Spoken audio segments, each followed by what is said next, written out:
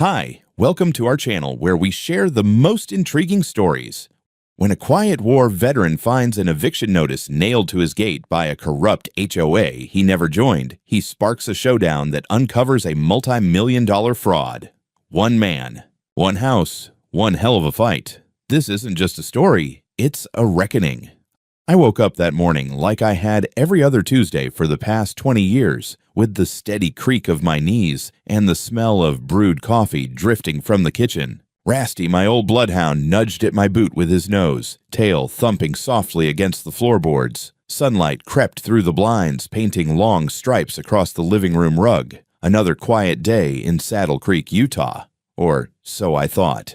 I stepped outside, coffee mug in one hand, leash in the other, and walked down the gravel path toward the front gate. Rasty trotted ahead, ears perked, tail wagging. We'd done this little ritual 1,000 times. I opened the gate to grab the morning paper, and that's when I saw it, nailed right into the wooden slat with a rusty roofing tack. A sheet of paper, thick, official-looking, sealed, stamped, typed in large block letters across the top, Notice of Forfeiture and Removal, Cedar Crest Homeowners Association. I stood there for a full minute, reading the damn thing again and again, thinking I was still half asleep. Mr. Hillman, your property is now considered part of Cedar Crest HOA jurisdiction due to administrative reassignment. As a result of unpaid association dues totaling $11,220, your home is now under HOA forfeiture procedures. You are hereby instructed to vacate the premises within 3 hours of this notice, or legal action will be pursued. Failure to comply will result in immediate enforcement. Sincerely, Karen Ferris, President, Cedar Crest Homeowners Association. I read it again, just to be sure I hadn't suffered a stroke sometime between bed and the mailbox. My name was on it. My address. The letterhead looked real, but everything about it screamed bullshit. I hadn't signed a damn thing with the HOA. My house, my land sat outside their bubble. Always had. I bought it with cash in 1985. Built it with my own hands and a borrowed backhoe. Lived on it since Reagan was in office and never owed a dime to anyone but the IRS. I stood there, still in my robe and boots, wind kicking up the edges of the notice, when Rasty let out a low whine. I looked down at him, then back at the paper. All right, I muttered. Let's see what the hell this is. I headed back inside, dumped my coffee, and picked up the landline. The HOA office number was printed at the bottom of the page. I called it. After 4 rings, a voice answered, cold, clipped, and unmistakably smug. Cedar Crest HOA. This is Karen speaking. Of course it was. Karen Ferris. Yes, and who is this? This is Frank Hillman. I just found your little eviction notice on my gate. Want to explain what the hell you think you're doing? There was a pause. Not long. Just long enough for her to size me up through the receiver. Then she spoke. Mr. Hillman. Yes. We've expanded the Cedar Crest boundaries. Your parcel was included in last quarter's zoning extension. You were notified 3 times by mail. You failed to pay the required dues, and under HOA policy, your property is now subject to forfeiture. My grip tightened on the receiver. You must have lost your damn mind. I never signed into Cedar Crest. My land isn't part of your development. You were annexed administratively. It's legally binding. The hell it is. Mr. Hillman, she continued, voice thick with false politeness, you've had ample opportunity to comply. Now you have 3 hours to vacate. Please do so peaceably. I stared at the wall for a beat, letting that sink in. Then I leaned back and said, flat as a rifle shot, I'm not going anywhere, and we'll see who takes who off this land today. She hesitated. Are you threatening HOA officials? I'm promising you this. If you step 1 foot on my property with that nonsense, I'll make sure the law gets a front row seat. Now hang up and don't call again. I slammed the phone back into the cradle. For a minute, I just stood there, breathing slow. The ticking clock above the stove sounded like a metronome counting down to something awful. I looked around at my kitchen, the knotty pine cabinets, the photo of my late wife on the fridge, the old clock with the trout on it, and then out the window, where the edge of my land met the neat little rows of vinyl-sided clones across the street. Something wasn't right. This wasn't incompetence. This wasn't some clerical hiccup. This was a setup, a hostile grab. I went back outside, ripped the notice off the gate, and stuffed it in my jacket. Rasty sat by the porch, head cocked, watching me. Looks like we're going to have company, boy, I said. He wagged his tail once, then laid down like it was just another Tuesday. But it wasn't. And I had 3 hours to prove it. I wasn't the kind of man who panicked easily. Hell, I'd been through 3 oil busts, 1 divorce, a wildfire, and a colonoscopy without flinching. But something about that morning settled wrong in my bones, like a storm you can feel in your teeth. Karen Ferris hadn't just made a clerical error, she'd made a move. A calculated, organized, and deliberately illegal move. And she thought I'd just shuffle out of my own damn house with a cardboard box and a leash in hand. She had no idea who she was dealing with. The first thing I did was go to my office. Real office, not some laptop on the couch setup. It still had a metal file cabinet, a surplus desk from City Hall, and a landline with a cord that reached all the way to the back window. I threw open the cabinet and pulled out the fat red binder marked Property Original. It hadn't been touched in years, but it still smelled like old ink and glue. Inside was everything I needed. A certified deed dated August of 1985, issued by Uintah County. A topographic survey with my name, parcel ID, and boundaries marked in black ink, and the original tax record showing my land purchased. Outright, no liens, no covenants, no HOA. I copied everything, then scanned it and saved it 3 ways: USB, cloud, and 1 printed set to take with me. Next, I picked up the phone and dialed the direct number to Brooks Bronson, Uintah County's elected sheriff, and an old friend from back in my days on the local infrastructure board. We hadn't talked in a while. Not since the flooding 3 springs ago, but when he answered, he didn't miss a beat. "Frank," he said, "you got that someone's about to regret their life choices tone again." "Brooks," I replied, "you got a minute?" I explained everything: the notice, the voice on the phone, the threat of forfeiture. I didn't sugarcoat a damn thing. By the time I was finished, there was a long silence on the line. Then Brooks said, "You're telling me they nailed an eviction notice to your gate and told you to leave your own house in 3 hours. And they claim you're part of Cedar Crest now?" "That's the claim. They've got balls," he muttered. "All right, I'll talk to the county assessor's office and zoning. If what you're saying checks out, we're looking at fraud. Maybe criminal impersonation if she signed anything under false authority. I've got documentation for everything. I'm also sending a copy of the notice and my deed to your office and the DA. Do it now. And Frank, stay on your property. Don't open the gate to anyone. And if they show up before we're ready, call dispatch. I'll get someone there. Already planning on it." While the scanner hummed, I went into the back shed and flipped the switch on my old surveillance system.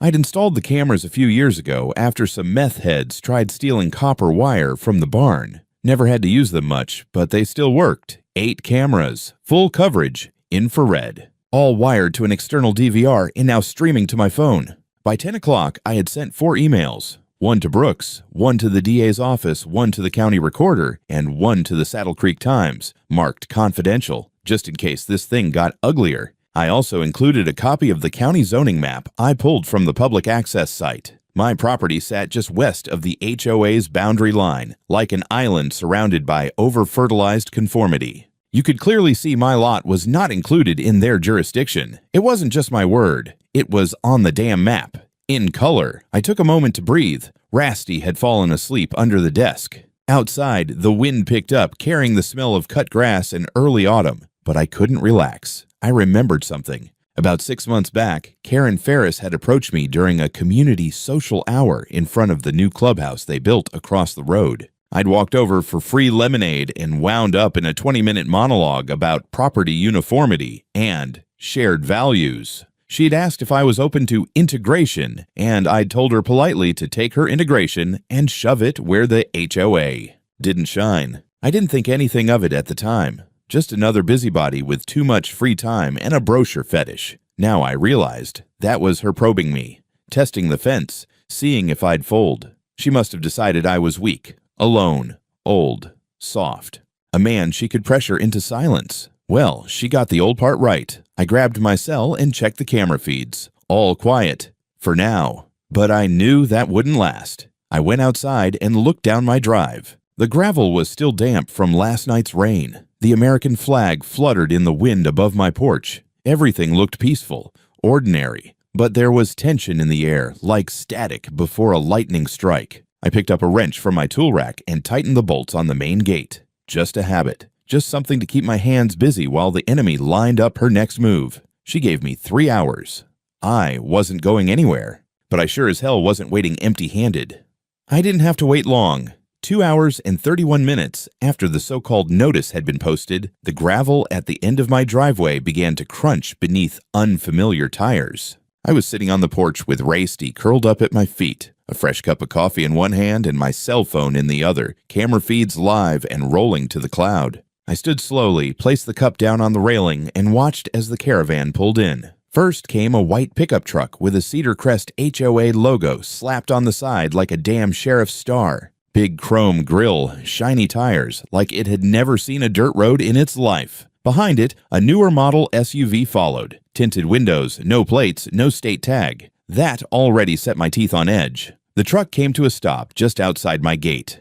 3 men got out, all in matching polos with HOA enforcement printed across the chest in bold navy letters, like they were federal agents or mall cops on a power trip. One carried a clipboard, another held a bolt cutter the size of a baseball bat, and the third, younger, nervous-looking, was filming the whole thing with a GoPro strapped to his chest. Then she stepped out.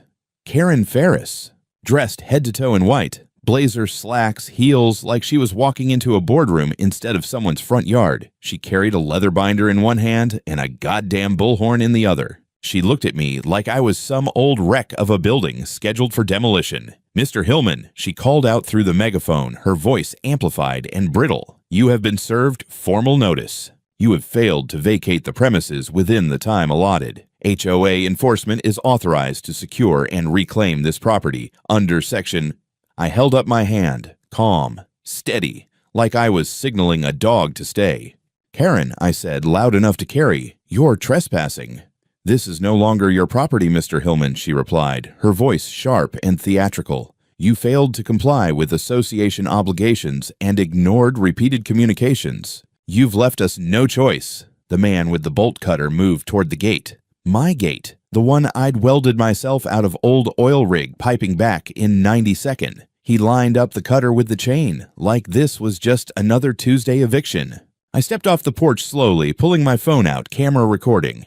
"Karen," I said again, this time firmer, "I've already sent every document you faked to the county sheriff.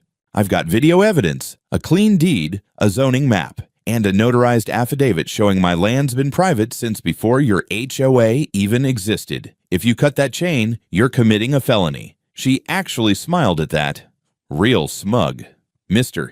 Hillman," she said almost gently, "you've had your say. Now let's end this with dignity." And that's when I heard it. Gravel again, but not from her crew. 2 black and white county SUVs pulled in behind her caravan. No lights, no sirens. Just the weight of the law rolling up quiet and heavy. The HOA guys turned, visibly unsure of what to do. Karen froze. And I mean froze, like a deer in headlights, her hand still clutching the binder of forged papers. From the first SUV stepped Sheriff Brooks Bronson himself, sunglasses on, hat in place, every inch of him radiating, "Do not test me today." 2 deputies flanked him. One already had a clipboard in hand. Brooks walked right past the HOA truck and stopped at the gate, facing Karen like she was a kid who'd just been caught sneaking booze into prom.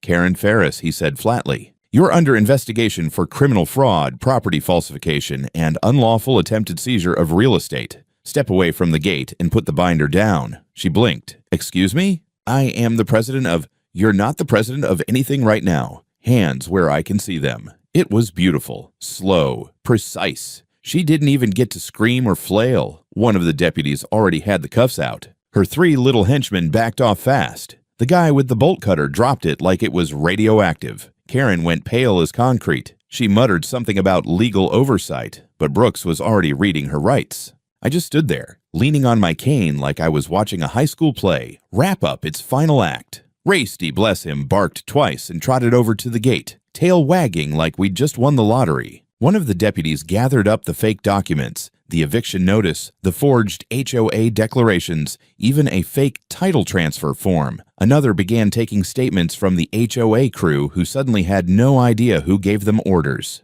Brooks looked over at me, gave the smallest nod, then said to one of his guys, "Bag everything. I want full forensics on those print dates, and get a copy of that body cam footage. If she forged anything else, I want it on record. Karen didn't look at me as they walked her to the SUV. She kept her eyes on the ground, mouth tight, heels clicking on the gravel like punctuation marks at the end of a failed sentence. I let out a long breath, not because it was over. I knew it wasn't, but because in that moment, on my own land, in front of my own house, I'd just watched a queen try to claim my kingdom and get dragged away in shackles for the effort. And I wasn't done yet. You'd think getting someone arrested in your front yard would end things, that the sound of steel cuffs clicking shut would be the final period on this mess. But I've lived long enough to know that snakes don't die easy. They shed their skin and try again, just slicker and harder to spot. It was 2 days after the arrest. The house was quiet.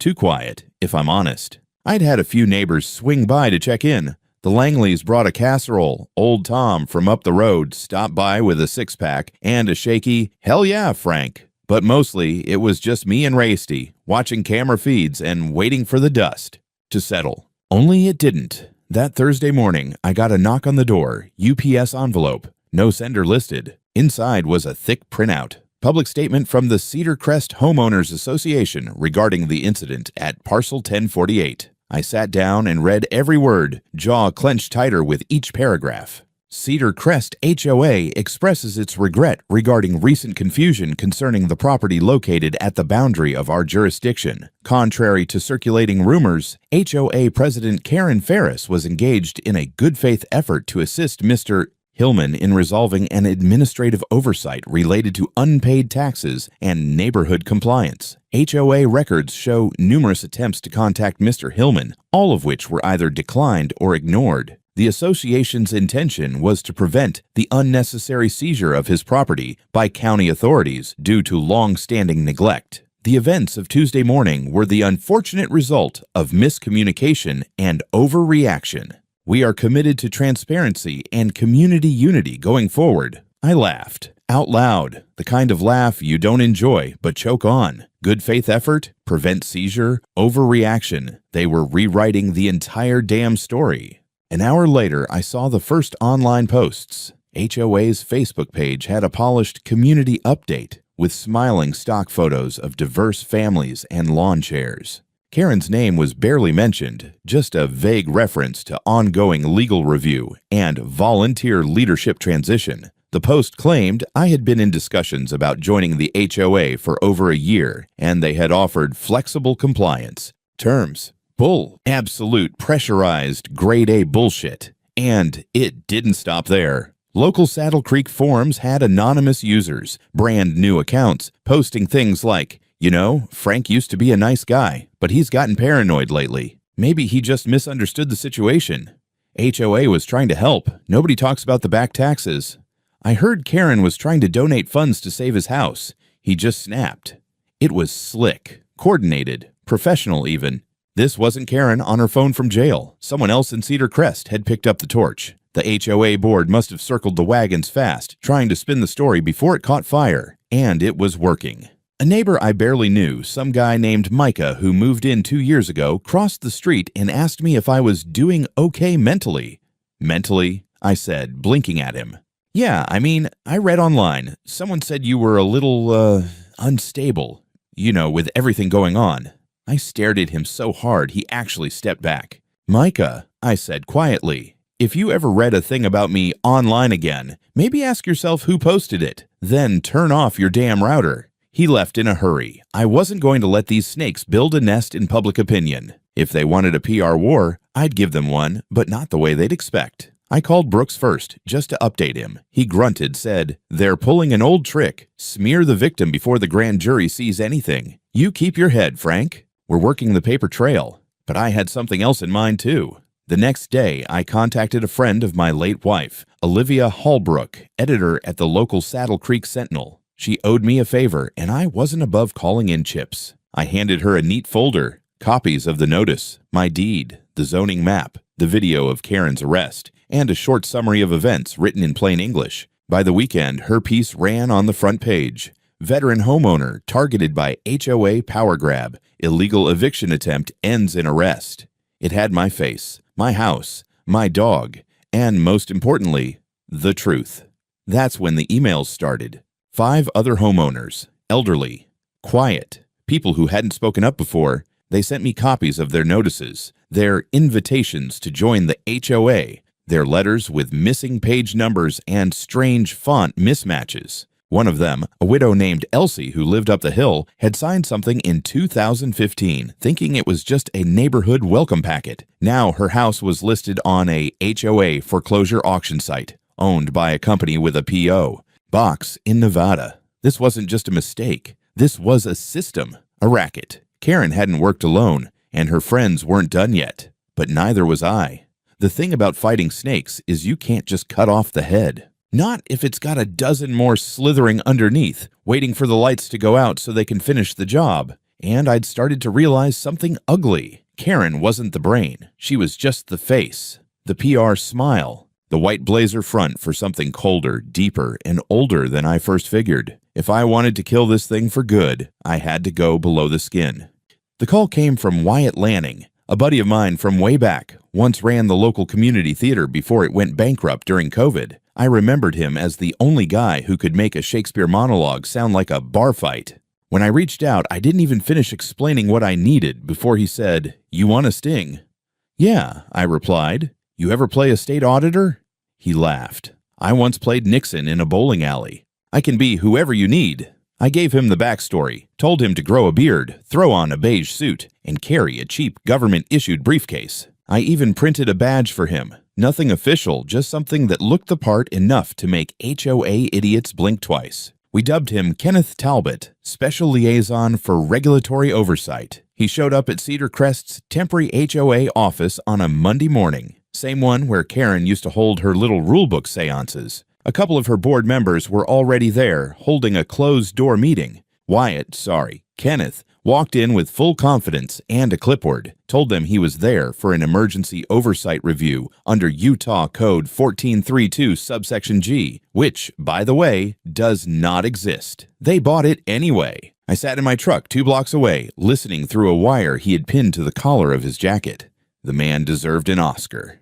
"Well, we weren't expecting," one of the board members stammered. "Correct," Wyatt snapped, flipping through blank pages. That's how fraud inspections work. He got access to their printer logs, took photos of locked cabinets, asked questions about recent acquisitions, and then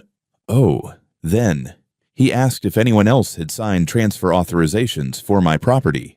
And that's when the magic happened. One of them, a bald guy named Daryl with the kind of voice you expect from a middle school vice principal, actually said, "Karen handled that one." She said the guy had already agreed. She just needed a signature on file. She found an old form from, 2014 and reused it. Wyatt paused just long enough. She reused a prior form. Yeah, said it was a clerical streamlining. Honestly, she ran a tight ship. A tight ship of racketeers. But it got better. Before leaving, Wyatt leaned in and asked, "In those internal auctions, who handles the bidding process?" "Karen," Daryl said again, clearly proud. "She arranged everything.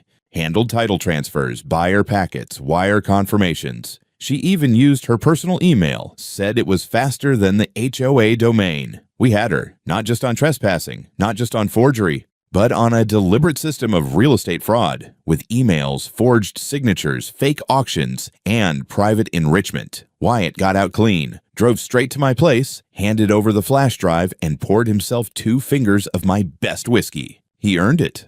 "This woman's not just greedy," he said, shaking his head. "She's organized. This is white-collar crime wearing garden club pearls." I sent the audio to Sheriff Bronson. His reply was one word: outstanding. But I wasn't done.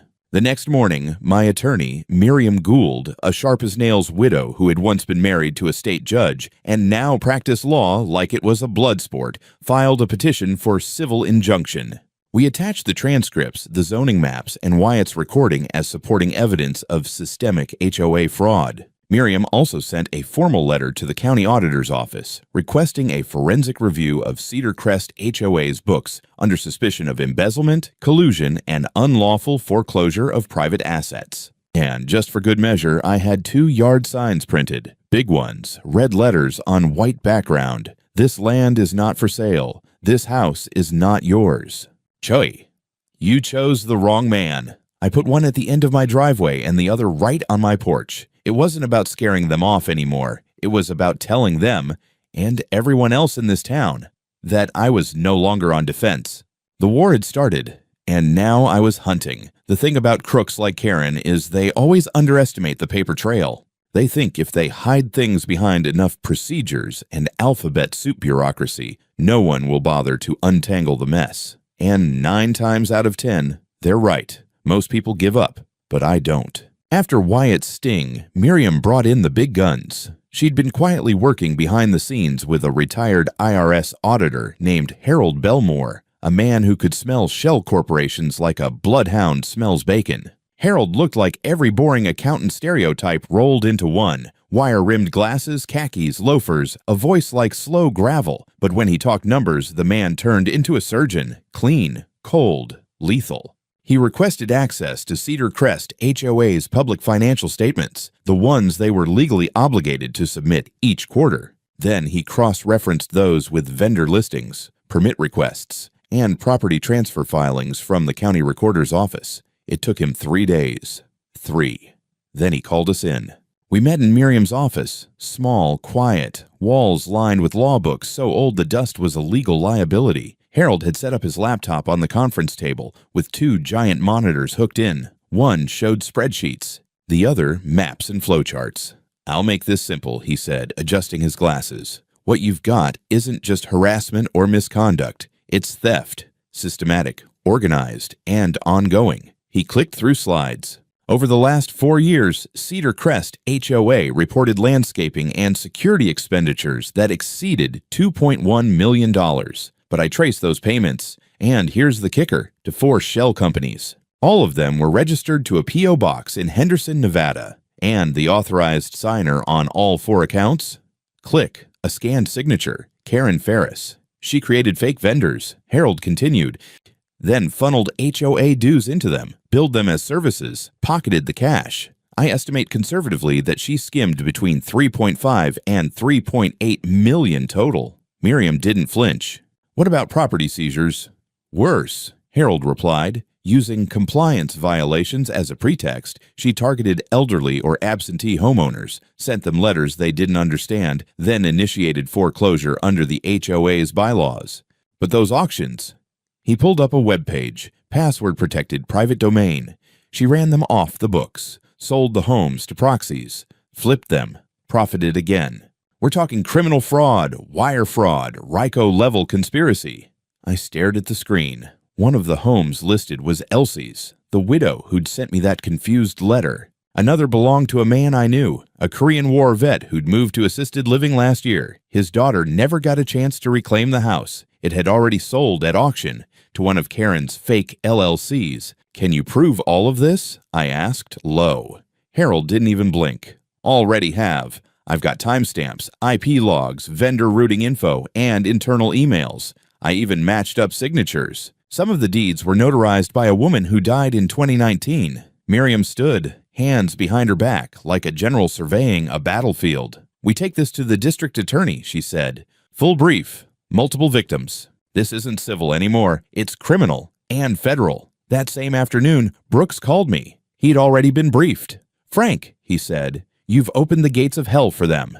"Good," I replied. "Let it burn." He told me a multi-agency task force was now involved, state fraud investigators, the Attorney General's office, even a few folks from the Department of Housing and Urban Development. Turns out HOA fraud wasn't just local anymore. This thing had spread into other neighborhoods, other counties. Cedar Crest was just the model. Karen's little empire was about to collapse like a prefab patio set in a hailstorm, but there was one last cherry on top. Miriam walked into the next HOA board meeting, uninvited, and handed each surviving member a printed copy of Harold's report. Their faces went pale one by one as they turned the pages. Then she smiled and said, "You should all lawyer up." And with that, we walked out. Heads high, storm behind us, but I knew it wasn't over yet, because people like Karen don't go down quietly. They screech on the way out. They came for her on a Thursday, not with sirens and shouting, not like in the movies. It was quiet, surgical. 2 unmarked black vehicles rolled up to her McMansion on Bluebell Lane just past dawn. The front yard still had Halloween decorations, cheap plastic skeletons scattered on the lawn like an accidental metaphor. I didn't see it in person, but I watched the footage later. Karen stepping out in a silk robe, clutching a coffee mug like it could ward off what was coming. She tried to talk. They didn't let her. One of the officers read off a list of charges so long it barely fit in one breath. Conspiracy, mail fraud, wire fraud, forgery, elder exploitation, racketeering. Her knees buckled halfway through. By noon, the story was everywhere. The Salt Lake Tribune ran a front-page headline, HOA president indicted in multi-million fraud, elderly residents targeted in statewide scheme. Karen's mugshot, eyes puffy, mouth clenched, makeup half gone, sat next to a photo of my front porch, and a caption that read, Frank Hillman refused to leave his home, and uncovered the truth. I didn't want the attention, but I wasn't going to run from it either. That weekend, a news crew came out from Salt Lake. Young woman with a sharp blazer and a smile too wide for the weight of the story. They interviewed me next to my old red barn, Rasty snoozing in the background like a seasoned bodyguard. I kept it short. If folks think age makes you weak, I told the camera, they haven't met the kind of old men who build their houses nail by nail and pay for them in cash. I'm not just a veteran, I'm a homeowner, and that still means something where I come from. The footage went viral, God help me. My nephew sent me a screenshot. Apparently, I was trending on TikTok under Ho Slayer, whatever that meant. But the attention wasn't the satisfying part. The satisfying part was what came after. Under pressure from the state, Cedar Crest HOA was placed under emergency receivership. The remaining board members resigned. Some cut deals. One of them, Daryl, the bald stooge from the Sting, flipped completely and handed over every file, login, and meeting recording he had. Turns out Karen had been running versions of this scheme for years, not just in Cedar Crest, but in 2 other HOAs she'd consulted for out in West Valley. The deeper investigators dug, the worse it got. In one case, she had foreclosed on a widower while he was in hospice, then used a forged power of attorney to sell the home. The man died before he even knew he'd been robbed. In another, she targeted a Korean War vet's family trust, used an internal policy amendment to override their claim to the home after the owner was moved to assisted living. Every step of it was coded in fake signatures, clerical errors, and legalese meant to drown people who didn't know how to fight back, until someone did. At the trial, I was called as a witness. I wore my only suit, charcoal gray, still smelled like cedar from where it had hung in the closet untouched for over a decade. I stood tall in the witness box, answered every question clear and steady. When the prosecutor asked me how it started, I held up the original notice. She tried to take my house with a piece of paper and a bolt cutter, I said, but she picked the wrong damn gate. Karen sat across the courtroom, thinner than I remembered, her once flawless hair pulled back into a bun that screamed defeat. She didn't look at me. The jury took less than 4 hours. 17 years. That was the sentence. Fraud, racketeering, multiple counts of elder exploitation, no parole for at least 11. A court order banned her from any administrative role in any HOA or nonprofit organization for life. I was there when they let her out. Still didn't look at me. Didn't matter. What mattered was that justice for once wasn't just a word on a brochure. Life slowed down again. Eventually, the mail came like it used to. Just coupons and water bills. The gate stayed locked, but not out of fear anymore. Just habit. The grass kept growing, and I kept cutting it. Rasty chased squirrels like he hadn't just watched me dismantle a criminal empire in orthopedic boots. But things had changed.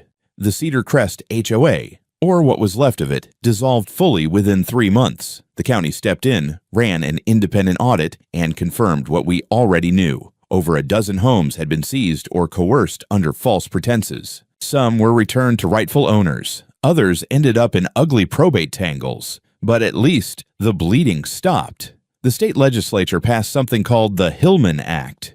Yeah, my name. It was weird. The bill created new oversight rules for HOAs, mandatory transparency, third-party audits, criminal background checks for board members, and clear opt-out clauses for standalone properties. They even used language from Harold's report in the legislative notes. I still keep a copy framed above my workbench in the shed, not because I'm proud, because people forget, and paper doesn't. One of the biggest surprises came from the neighbors, especially the newer ones. People who hadn't said more than 2 words to me before all this happened now stopped by just to talk. Young couple across the street brought their toddler over with a banana bread loaf. Said I reminded them of the girl's grandpa. The kid tried to ride Rasty like a pony. Rasty didn't mind. Every Sunday, a group of us meets in my backyard. No speeches, no motions, no quorum required, just lawn chairs, iced tea, and people who've learned that neighbor doesn't mean shared fence. It means shared defense. One of them, a retired school principal named Joan, now leads a watchdog committee for HOA abuse cases across the state. She calls herself the Neighborhood Resistance. I call her a damn bulldog. She grins every time. I still get letters, emails from other states, people who saw the story, who lived something similar, who didn't know they were allowed to fight back. Some ask me for advice. Some just want to say thanks. I answer every single one. Takes time. But time's the one thing I've still got plenty of. I even started fixing up the old barn, not for tools or storage, but something else. Maybe a community workshop, a place to teach kids how to use a wrench, not just a tablet, something to pass on. And on the fence facing the street, right under the American flag that flaps like hell every time the wind rolls in from the canyon, I bolted on a new sign, thick wood, burned letters, clear as truth. Here lives Frank Hillman. He stood his ground. He's not moving. HOA tried. Didn't work. You're next. I don't think anyone will try again. But if they do, I'll be here. Same gate, same porch, same dog. Ready.